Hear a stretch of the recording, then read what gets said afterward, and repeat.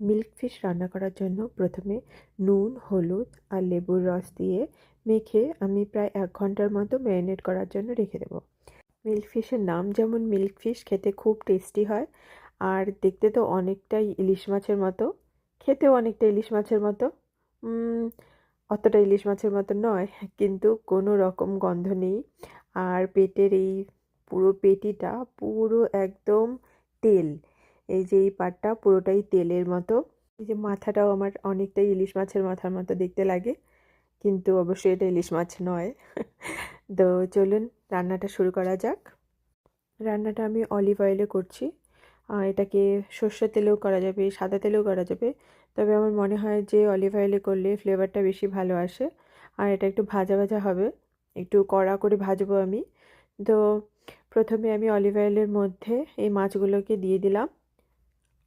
Slice করে রাখা পেঁয়াজ কুচিগুলোকে দিয়ে দিলাম, প্রায় 2টো বড় সাইজের পেঁয়াজ এখানে আছে।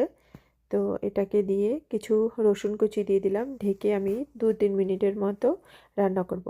এরপরে খুব সাবধানে, মাছটা যেহেতু খুব নরম, খুব সাবধানে সাইডটাকে আমি টার্ন করলাম। তো এই দেখুন, খুব সাবধানে আসলে এটাকে টার্ন করতে হবে।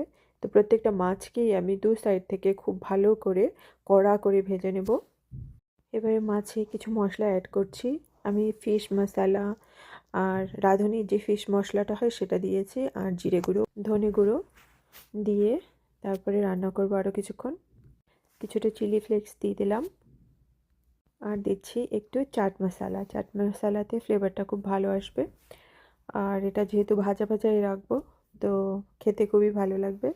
তো আমার ভাতও রেডি হয়ে গেছে, এবার মাছ ভাজাও অলমোস্ট রেডি। এই সিম্পল মাছের রেসিপিটা নিশ্চয়ই একবার ট্রাই করে দেখবেন। মিল্ক ফিশকে আপনারা বাড়িতে কী করে রান্না করেন আমাকে কমেন্টে নিশ্চয়ই জানাবেন।